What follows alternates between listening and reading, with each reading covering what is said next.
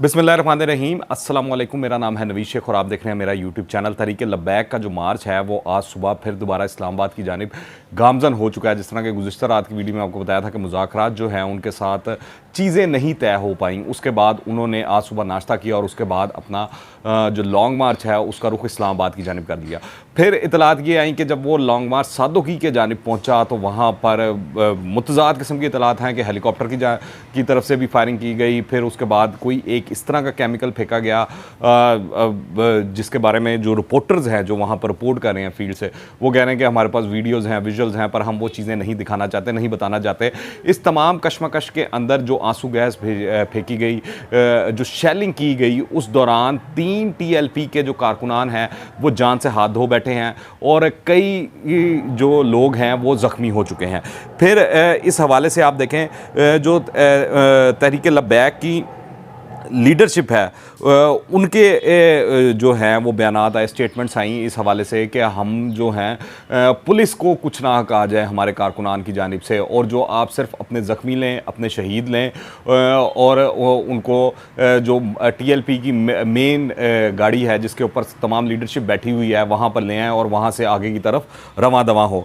मुरीद के की जानिब से लाहौर की जानिब जाने वाली जो पुलिस है वो भी पहुँच गई है, यानी कि जो इस वक्त काफ़िला जा रहा है वो उसके आगे भी पुलिस है और उसके पीछे भी पुलिस है। जो लाहौर से पुलिस गई है उसको CCPO लाहौर जो हैं वो लीड कर रहे हैं। कल इस हवाले से उनका एक बड़ा ही CCPO लाहौर का जो चार्ज किस्म का एक वीडियो क्लिप जो है वो वायरल हुआ है, जिसके अंदर वो अपनी फोर्स का हिम्मत बढ़ा रहे हैं, बंधा रहे हैं और उनको मोटिवेट कर रहे हैं।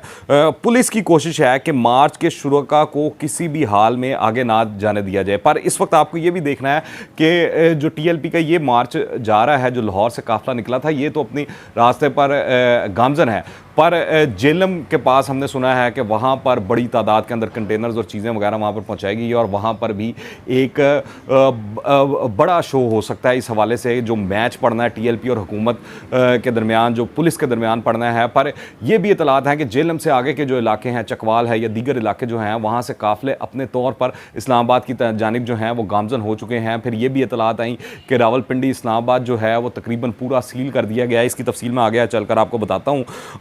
फिर तहरीक लब्बैक की जो शूरा है उसने स्टेज से ऐलान किया है कि ये जो भी सादोकी के करीब वहाँ पर इंसिडेंट हुआ है, सारे मामलात हुए हैं, यहाँ तक कि जो इर्द गिर्द की मसाजिद से वहाँ से ऐलानात किए जा रहे थे कि आम लोग जो हैं, आम शहरी जो हैं वो उनकी मदद के लिए बाहर जाएँ। जो TLP के कारकुनान हैं और जो पुलिस अंधाधुंध शेलिंग कर रही है उसके ख़िलाफ़, तो जो तहरीक लब्बैक की शूरा है उसके स्टेज से ऐलान किया गया है कि अब मुआहदा ख़त्म हो चुका है, अब हुकूमत से किसी किस्म के कोई मुज़ाकरात नहीं होंगे। फिर ये कहता है कि हमारा कोई बंदा पुलिस के को हाथ ना लगाए, इन्हें छोड़ दिया जाए, हमारा पुरअमन जुलूस है, पुलिस वालों के साथ ज़्यादती ना की जाए।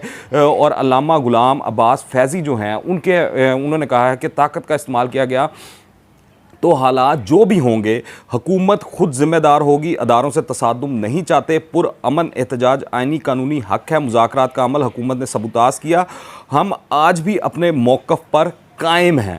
फिर मार्च के शुरुआत जो हैं बड़े पुरअज़म भी दिखाई देते हैं, उनके हौसले भी बुलंद दिखाई देते हैं, वो बड़े चार्ज किस्म का क्राउड है, बहुत ज़्यादा तादाद के अंदर लोग हैं वहाँ पर मार्च के अंदर। फिर जो हैं वो नातें भी लगी हुई हैं और उसके अलावा दुरूद पाक का सिलसिला भी जारी है और बड़े ही चार्ज और जोशीले किस्म के नारे भी लगाए जा रहे हैं जो मार्च के शुरुआत उनकी जानिब से। दूसरी जानिब तहरीक लब्बैक को एहतजाज को रोकने के लिए एक और हिकमत अमली जो है वज़ारत दाखिला ने तैयार कर ली है। ये क्या है? ये है कि उन्होंने FIA साइबर क्राइम को अहकामात दिए हैं और इस सिलसिले में वो हरकत में आ गया है। तहरीक लब्बैक के जो सोशल मीडिया के हैंडल हैं उनके ख़िलाफ़ जो है अब क्रैकडाउन जो है वो शुरू किया जाएगा। ट्विटर के ऊपर ख़ास तौर पर तहरीक लब्बैक के हामियों के जो अकाउंट्स हैं उनको बंद किया जाएगा। वज़ीर-ए-आज़म इमरान खान की ज़ेर सदारत जो है वफाकी काबीना का जो इजलास है वो जारी है, जिसमें अहम फ़ैसले मुतवक्के हैं। देखते हैं उसमें से क्या निकलता है, क्या सामने आता है। मार्च में गाड़ियाँ और कारकुनान की बड़ी तादाद मौजूद है। फिर दूसरी जानिब हुकूमत ने GT रोड पर जगह जगह जो रुकावटें हैं वो खड़ी की हुई हैं। अब वो रुकावटें क्या हैं? रावलपिंडी की जो राब्ता सड़कें हैं वो सील कर दी गई हैं। इनकी मैं तफसील आपको बता देता हूँ। सदर, लियाकताबाद, शमशाबाद, कॉलेज रोड, फैज़ाबाद जो है वो उसको सील कर दिया गया है। मरी रोड भी मुकम्मल तौर पर बंद है। दूसरी जानिब पुलिस ने TLP रावलपिंडी चैप्टर के जो सरबराह हैं उनकी दोबारा गिरफ्तारी के लिए छापे भी मारे पर वो नहीं पकड़े गए। फिर लॉन्ग मार्च को रोकने के लिए दरियाए झेलम पुल जो है वो उसको सराय आलमगीर से एंट्री पॉइंट जो है उसका बंद कर दिया गया है और दोनों अतराफ पर हिफाजती दीवारें जो हैं वो तोड़ दी गई हैं और पुल के दरमियान सराय आलमगीर की जानिब पुल के वस्त में ट्रॉलर और कंटेनर खड़े कर दिए गए हैं। पुलिस सर्कल सराय आलमगीर की भारी नफरी पुल के दोनों तरफ तैनात की गई है और कहा जा रहा है कि ये जो दरियाए झेलम होगा यहाँ पर इसके पुल के करीब जो है एक बड़ा शो होने जा रहा है TLP के माबैन और हुकूमत के माबैन और यहाँ पर बड़ा सख्त मुकाबला मुतवक्को है क्योंकि तमाम जितनी हुकूमत की मशीनरी है, फोर्सेस है, जितनी तैयारी है वो खंदके भी खोद रहे हैं, सारा कुछ कर रहे हैं, वो झेलम के पास कर रहे हैं। पर मुझे नहीं लगता कि आज के दिन ही TLP का जो ये काफ़िला है झेलम पहुँच सकेगा। शायद इसको एक आधा दिन और लग जाए और इस्लामाबाद पहुँचते पहुँचते इसको शायद 2-3 दिन लग जाएं। आज इस तरह महसूस होता है कि इनका जो अगला पड़ाव होगा मुरीदके से निकलकर वो गुजरांवाला होगा, गुजरांवाला में पड़ाव करेंगे। फिर जो TLP की लीडरशिप है उसके स्टेज से ऐलानात किए जा रहे हैं, बताया जा रहा है, मुख्तलिफ इंटरव्यूज़ भी सामने आ चुके हैं अब तो, जिसके अंदर वो कह रहे हैं कि मुख्तलिफ जो गाँव और देहात और इलाके रास्ते में पड़ते हैं वहाँ के जो अहम लोग हैं, चौधरी हैं या वडेरे हैं या जो मजहबी लीडरशिप है, उन्होंने आकर उनको यकीन दहानी कराई है कि आप परेशान मत हों, ये जितने भी गड्ढे खोद लें, जितने भी खंदके खोद लें, उनको हम भर देंगे और आपकी फुल सपोर्ट की जाएगी, आपको फुल कमक पहुंचाई जाएगी अफरादी तौर पर भी और आपको खाने पीने के हवाले से भी तमाम सहूलियात मुहैया की जाएंगी। और ये हमने देखा भी है मुरीदके के अंदर जो 2-3 दिन उन्होंने धरना दिया, वहाँ पर अगर आप देखें तो मुरीदके के अंदर उनको हर चीज़ खाने पीने की और हर सहूलत जो है उधर दी गई। फिर फ्रांसीसी सफ़ीर पर तो शेख रशीद ने कल प्रेस कॉन्फ्रेंस करके एक मुकम्मल तौर पर फैसला सुना दिया था, मगर आज हमने देखा है कि ना साद रिजवी जो है उनकी रिहाई वाला मामला सामने आया, ना ही जो उनके ऊपर पर्चे कटे हुए हैं वो चीज़ें वापस हुई। उल्टा हमने देखा कि कल के दिन 40 मज़ीद पर्चे जो हैं TLP की लीडरशिप और कारकुनान के ख़िलाफ़ काट दिए गए।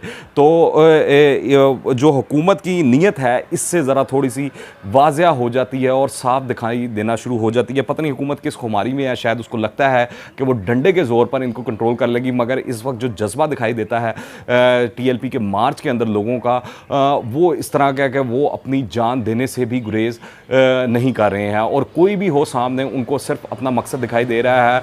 और जो शेख रशीद साहब ने कल बात की थी कि फ्रांसीसी सफ़ीर को नहीं निकाला जाएगा, तो आप इस हवाले से देखें कि ये जितने पर्चे हुए हैं, जितने मामलात हुए हैं, चाहे वो साद रिजवी साहब की गिरफ्तारी वाला मामला हो, ये सारी जो हैं इसकी वजह एक है कि फ्रांसीसी सफ़ीर को यहाँ से निकाला जाए।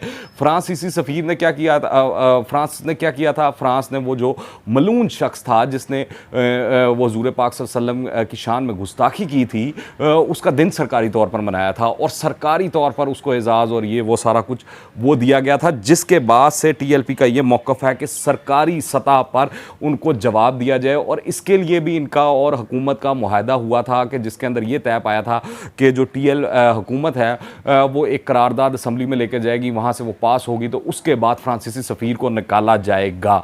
तो ये अब तक की सूरत हाल और ये मामला है। पर इस तरह लगता है कि इस मामले पर अभी बर्फ़ पिघलती हुई नहीं दिखाई दे रही है, मगर जो TLP के कारकुनान हैं, उनकी लीडरशिप है, वो भी डटे हुए हैं और दूसरी जानिब हुकूमत भी बज़िद दिखाई देती है कि वह किसी सूरत इनको इस्लामाबाद नहीं पहुंचने दिया जाएगा। हालांकि TLP का ये जो लॉन्ग मार्च है, पुरअमन लॉन्ग मार्च है, सब जानते हैं, ना उनके पास कोई असला है, ना लाठियाँ हैं, ना बंदूकें हैं, ना कोई इस तरह की चीज़ है।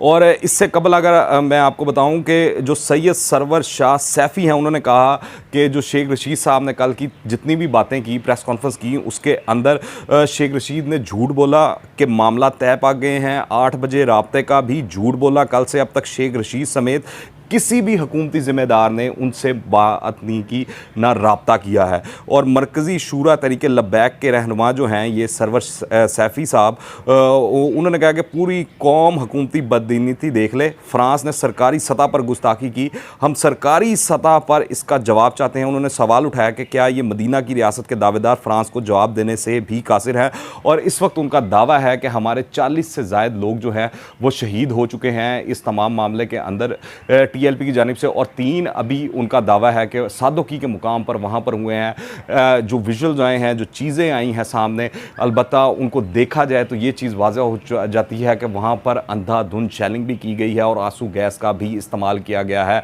अलबत्ता जो हेलीकॉप्टर के हवाले से कहा जा रहा है कि वहाँ से गोलियाँ चलाई गई हैं और वो मामलात हैं, वो चीज़ें चेक करने वाली हैं।